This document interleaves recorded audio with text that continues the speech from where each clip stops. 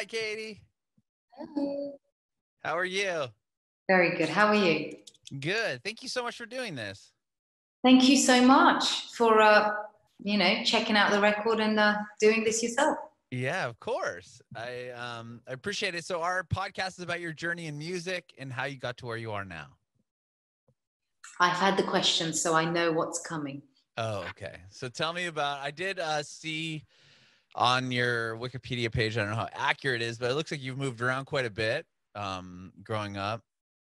You want to tell me about where'd you grow up and tell me a little bit about that? Yes, so I was born in the former Soviet Union country of Georgia.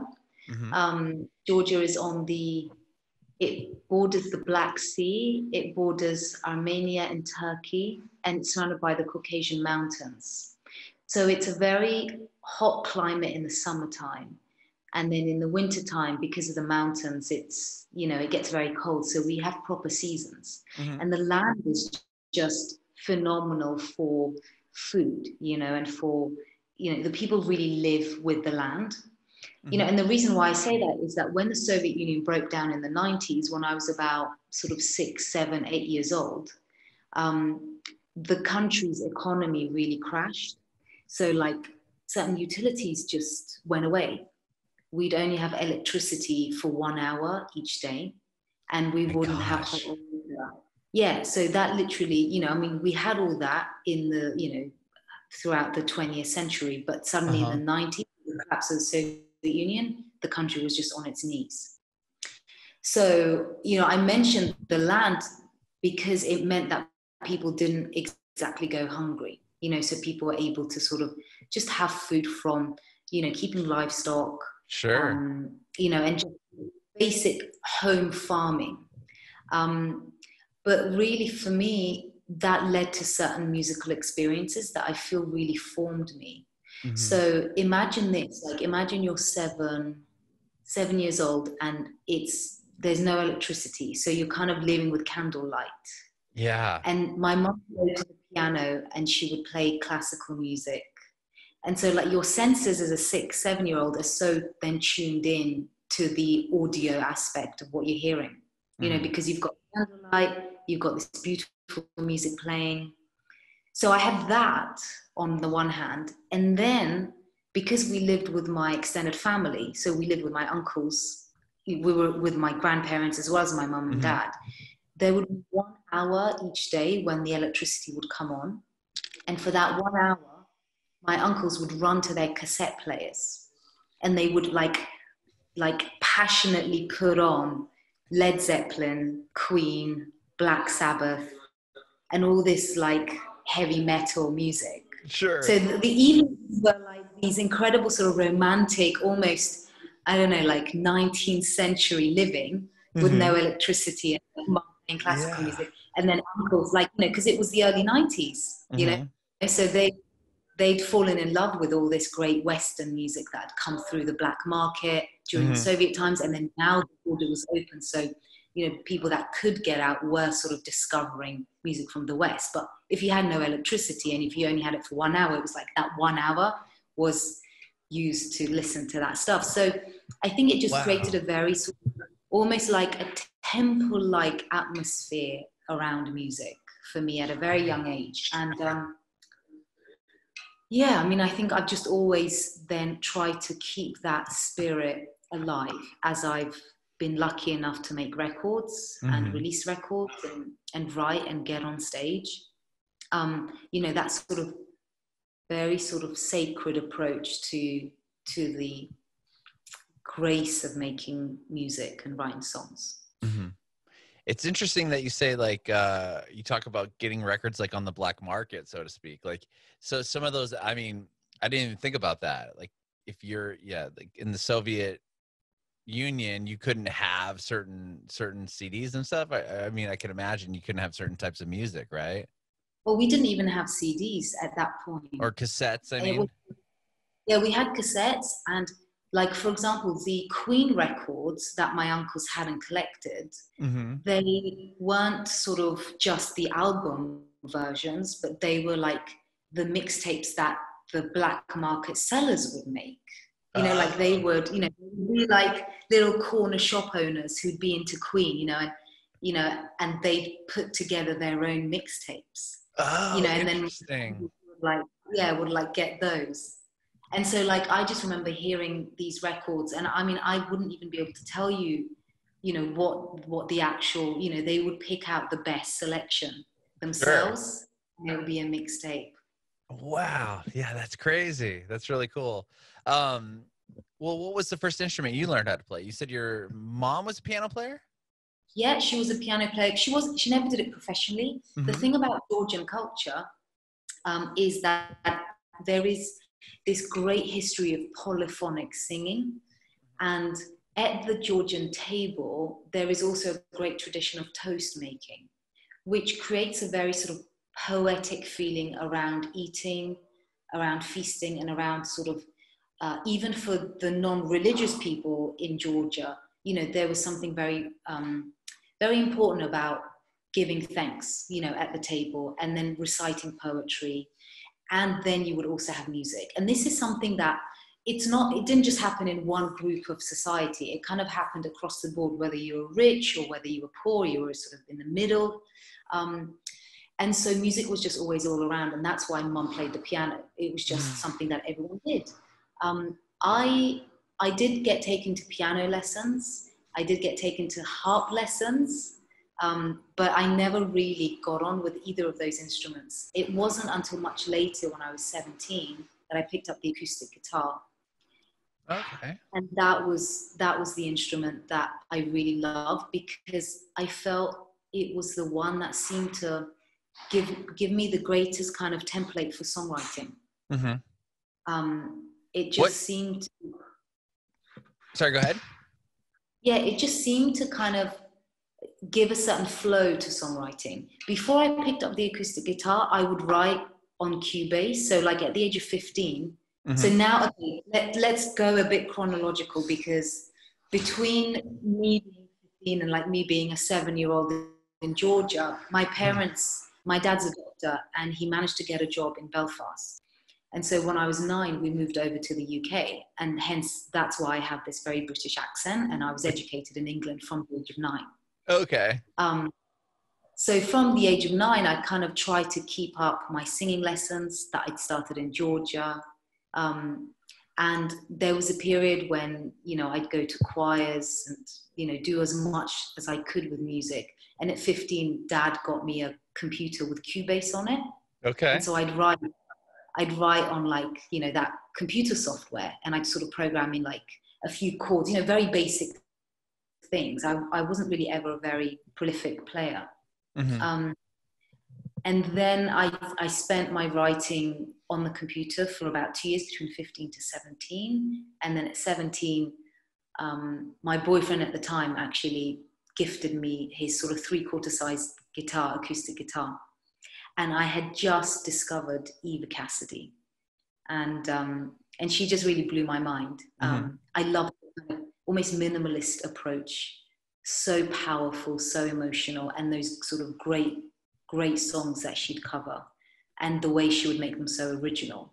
Mm-hmm. So I loved, using the guitar to perform and having such a minimalist accompaniment, because it just meant you had to really focus on the storytelling and the melodic structure of the songs. Sure. Sure. Was that the approach you took when you started writing music?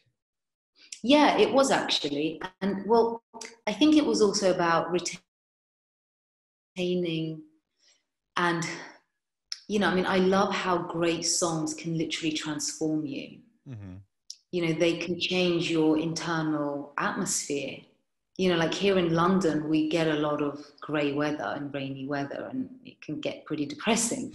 But you put on a great song or a great record, and then the whole thing changes, and how you feel changes. And so like that power has always so captivated me. Mm-hmm. And often like my biggest issue with songwriting that I have is not having enough time for it. I can literally get lost in that process. And I also find it very addictive. And I also find it very difficult to tell if what I'm doing is as great as it feels. you know, Yeah. because it's such an addictive and like incredible feeling to be creating songs, you know, and always I think this is amazing. This is like the best thing ever. Mm-hmm. But then, you know, if you have the patience to let it sit there for a while, whether it's a few days or a week or a month or maybe a year, you go back to it and your perception is very changed about it. Mm-hmm. And so, yeah, I find that a real kind of sort of the challenge. Sure. Do you remember the first song you wrote and were like, wow, this is really good. This is good enough to where I'd want to either put it out or perform it for somebody? Or Yeah, I would what kind say of really got it going? Yeah, got your career going. actually it was Faraway Voice, and it ended up being on my first record that got professionally released when I was Mm-hmm. 19. And it was Wow. a song actually inspired by the story of Eva Cassidy, because I was so moved by the fact that I had discovered her and I was so looking forward to seeing her live. And I found out that she had passed away a number of years ago at a Mm-hmm. very young age.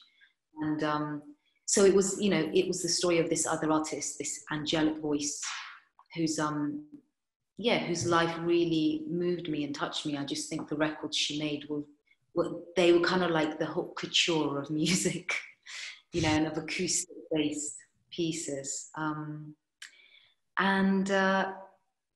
wrote the song about her and just sort of this idea of her voice and her records.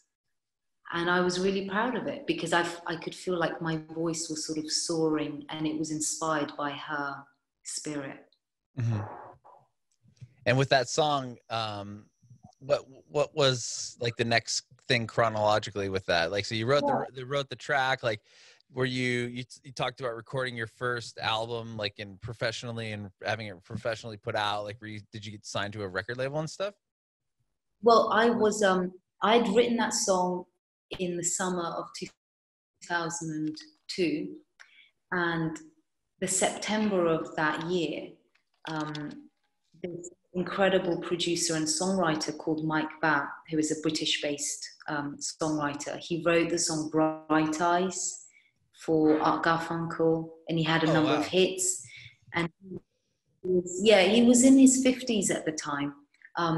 So he came to the music college that I was attending, and he was Oh, okay. auditioning for singers for his own songs. And so I played him Faraway Voice, you know, this song about Eva Cassidy. Mm-hmm. And he was really taken by it. He was I think he was equally excited, but also a bit like, you know, didn't expect to find a songwriter as well as a singer. Sure. And so, you know, I didn't really know much about him, but we went into the studio. He had this huge, like beautiful country mansion in the middle of the English countryside.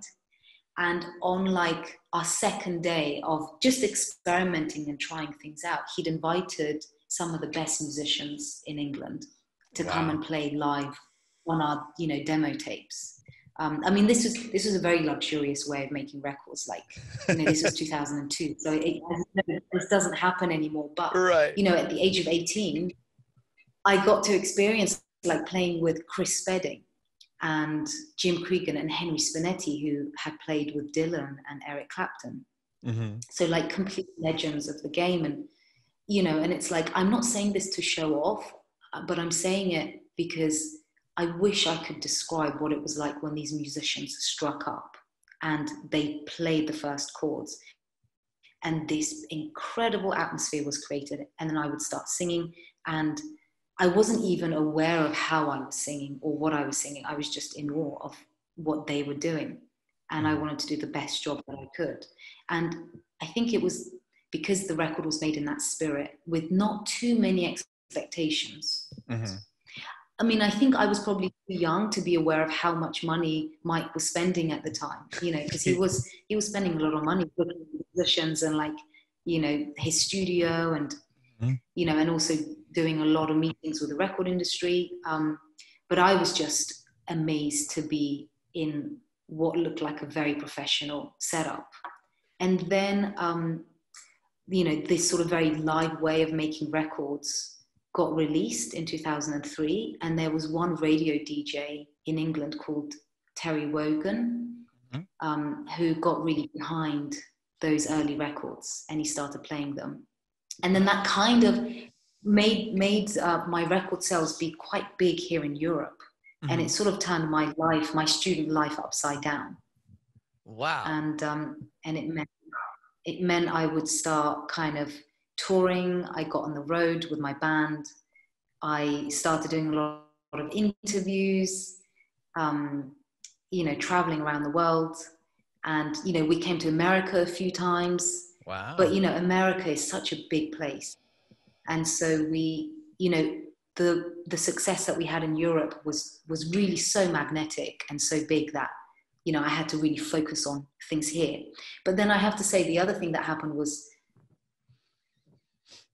with the success, great pressure to maintain it and to increase it. And in the background, the physical CD market collapsed. And so the digital revolution happened, and there was a huge amount of pressure to sort of keep that going. And I have to say, after 4 records, I really struggled, and I had to have a crash.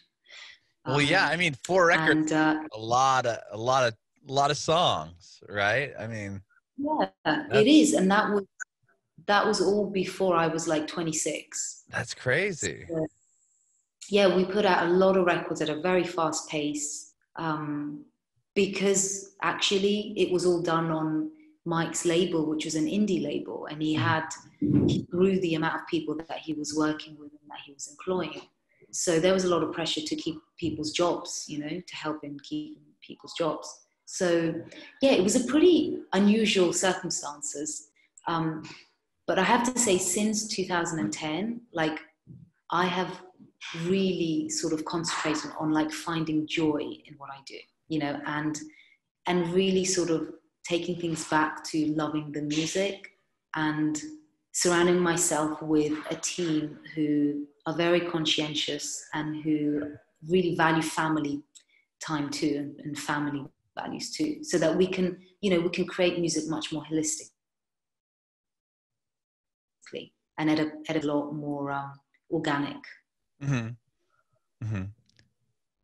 Would you say, was there a specific thing was there a specific moment that in 2010 that made you change your thought process? Well, to be honest, I became really unwell, my mental health suffered for it. And it's, a very sort of well-documented public breakdown that happened. And, I was asked about it because we had to change our touring schedules for it. And so when something like that happens, it really makes you question what it is you're doing. Sure. And how it is you're doing it. And to make sure that you're, because ultimately I never thought about leaving music. And in fact, the thing I was most afraid of was if I wouldn't be able to make music again, and if I wouldn't be able to write songs again, that was all I wanted to do. And so, now I'm at the cusp of releasing my 8th studio album. Yeah, I know. And I'm now in a position where the lyrics of this record are entirely my own, which means a huge deal to me because I'm a real believer in language and using words to communicate and to try and find meaning in your life. And, and I feel records have this great ability to spread stories and messages, and to use words in really beautiful ways. So, I'm proud to still be here. Yeah, 8 albums, this is going to be your 8th record. Was this album recorded and written, produced, everything prior to COVID and all that stuff happening? It was predominantly recorded, before COVID. But the mixing was done just as the pandemic started. So I had to virtually mix it. Cameron Craig was the mixing engineer. And as you know, mixing is such a after the second day of mixing, my ears were hurting and I had that gravity thing, where vertigo? Yeah, from Yeah. like, I don't know how many hours of listening per day. Sure. And then we had to make it virtual. So it was really zoned in. Like I didn't even have the Pro Tools screen to look at to kind of reference, okay, what are the drums doing? What are the strings doing Right. here? So I had to go virtual. So, and then things like the album cover had to be done in isolation. So I ended up shooting the album cover as a self-portrait myself. Really? That's Yeah. that's cool. So the Yeah, it album was artwork was actually done by you. well, the front cover was Right. the beautiful Rosie Matheson sent me her film camera, Mm-hmm. and I was able to learn how, you know, load a film into the camera and edited, and yeah, it was pretty cool. That is awesome. So tell me about the new record. How is it different than what you've done in the past, and what are you most excited about? Well, this record was produced by Leo Abrahams, and you know, finding a producer for a record is actually such an important and challenging thing to do. I've had the pleasure of working with William Orbit, with Mike Batt. I've had the pleasure of working with the great T-Bone Burnett. And, you know, these are phenomenal people. But I think with every record, you really need to think about how you want the creative process to be. And the moments before finding Leo as a producer, I'd spent a great deal of time diving into lyric writing and researching lyric writing, because it was just something that I like specifically care about. And I think I find it to be very important. You know, so I really wanted a producer that would understand that vision and that would help to bring it to life. And I also really wanted a producer who would celebrate great musicianship and would celebrate great musicians. Now, Leo was actually recommended to me by one of the live musicians that I respect in a big way, a gentleman called Tim Harries. He's based here in England. Mm-hmm. And he is, you know, like he's even respected by someone like Brian Eno. Oh, wow. And Leo has had Brian Eno as a mentor throughout his life. That's cool. So Tim Harris said to me, look, if you want a producer who's really respected by the musicians, then you should try meeting Leo and see how you guys get on. And one of the first things that Leo said to me was, you know, I believe the producer's role is to bring the artist's vision to life. And so interestingly enough, Leo is someone that as a producer doesn't have a sort of a stamp of a sound. You know, like he kind of takes on every record and it becomes a unique creation to that artist and to the environment when it was made. And so what really blew my mind with Leo was that when we then started working together and I played him the references that I was listening to, like Charles Stepney, the great Chess Records producer and arranger, and his work with Ramsey Lewis, his work with Minnie Riperton.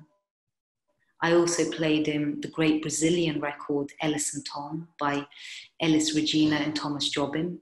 And then the brilliant Georgian composer, Guy Cancelli.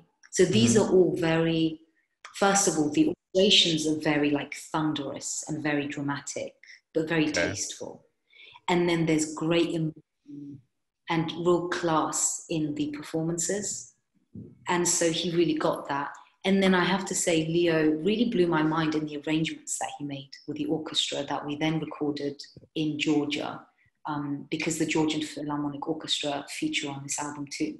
Oh, wow. How'd you get them involved? Well, I knew the conductor, Nick Racciarelli. And this orchestra, they've been going since 1925.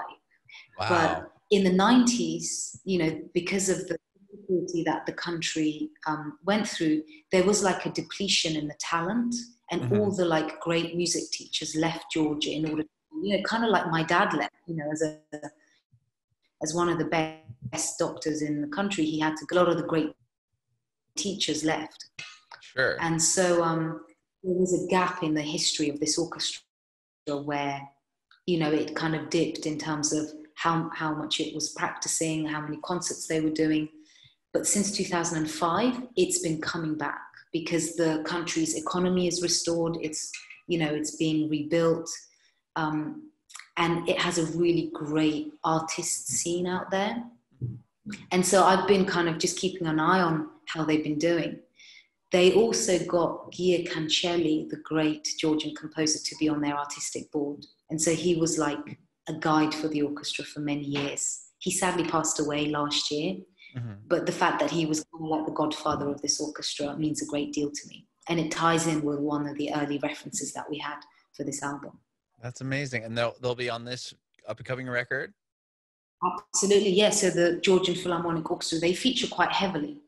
Now, when I speak to Lee about how he, you know, came up with the arrangements, you know, he always said to me, look, every single musical phrase had to have some kind of relationship to the lyrics. You know, and so I really respect the fact that he paid such close attention to the stories that these songs are telling and to the lyricism in these songs. And so, you know, he said sometimes the musical phrases would, they would either talk about what the protagonist in the song is saying, you know, they would sort of illustrate that, or they would illustrate the atmosphere of one of the other characters in the songs. Okay. Wow. So 8 records in, is it more difficult to like when you look at your sound in your first couple albums, do you feel like what you're doing now is like quite a bit different than what you did in the very, very beginning of your songwriting career? It is, because in a way my position has changed. I mean, I started when I was 18. Sure. I you know, my role at the beginning was really to be the singer and the face of the creative work of another creative, you know, of the great Batt. And I really enjoyed that, and I'm very proud of the work we put out together. But it's taken me a long time to, I guess, you know, find my own creative voice and to like have the courage and conviction to, you know, to really sort of stand up for, I guess, doing it my way, you know, Sure. which is quite a scholarly way of doing things. You know, I do have a deep love of the English language, and I believe the world of poetry and the world of literature has a lot to give us in the record-making world. And that methodology means that I have to work much more sort of conscientiously and much more slowly, you know, to really research, really find, you know, new ways of, I guess, you know, creating songs. Like every single song on this record, the 10 new songs, I ask myself, what is the purpose of a song? And with every song, the answer was different. And so the changes that have happened from, you know, the first album I released to now this album is essentially, I feel like I've become, I've become the creative director now. Whereas before I was one of the team that was at the front. Yeah, now you're the like you said, the showrunner, so to speak. Yeah, you know, but you know, in a way, I think like I'm someone that really respects my elders, you know, so I was completely fine with being 18, 19, 21 and having the wisdom and the guidance of, you know, all like the elders above me, you know. But now I'm like 36 and I've got all this experience and I feel like I'm just beginning. And so I still have this great like love and respect for the job. And I feel lucky to now be finally at the helm and to be guiding my team who are phenomenal. Yeah. Wow. And how do you feel about, I mean, this is your 8th album, but it's probably the first record you put out during a complete pandemic. Tell me about that. How do you feel about putting your record out right now? Well, I just think, you know, everything that's going on in the world is, of course, like, it's so much more important, you know, like, there's that great saying in Prometheus Bound, the great Greek myth, all art is weaker than necessity. Oh, I haven't heard that before. And, yeah, I mean, I love that phrase. And so it just reminds me that even even though I pour my heart and soul into what I do, you know, when important things happen like the pandemic and like people's health being under such risk, then, you know, that takes precedence. But I do believe that songs have this majestic power of, you know, helping our states and like helping, in a way, also helping and boosting our immune systems by calming us down and giving us peace and like cleansing our souls. You know, I mean, I'm talking about this in a sort of metaphorical sense. So, you know, I feel very lucky to have the songs finished and to have the album ready to be putting it out so that people can hopefully hear what a high standard I hold songs to, and will be somehow, you know, they'll have their states changed to something more positive than thinking about all this pain that's going on.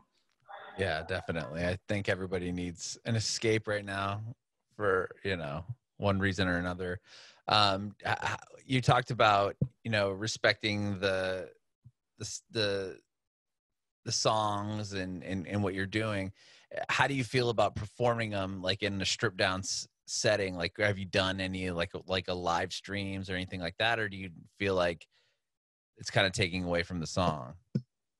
Well, when I was isolating with my family. So that's my mum, my dad, and my brother, Zurab. And Zurab is actually in my band. He's an incredible guitarist. Okay. And a great man. He actually wrote a couple of the songs with me on this record. So we've been doing a couple of the acoustic performances like online and on my socials. Mm-hmm. And it's great. You know, one of the things that the pandemic has done is it's changed my quite conservative and sort of protectionist view of social media into being a lot more open and a lot more kind of creative with it. And so I've really like engaging with the fans and like connecting with the fans. And yeah, doing these live performances online it's been great. It's just it's another way of realizing that I think the illusion of the predictability of life really is an illusion, you know? Mm-hmm. Mm-hmm, definitely. Well, Katie, thank you so much for talking with me today. I really appreciate your time. Thank you so much. It's lovely to talk to you too. Yeah. I have one more question for you. I want to know if you have any advice for aspiring artists. Well, I just think everything changes so much that, you know, what I learned when I started will be different to what, you know, the young are now having to face. But I think the only thing I could say, which would be a little helpful, is to just always find joy in what you do.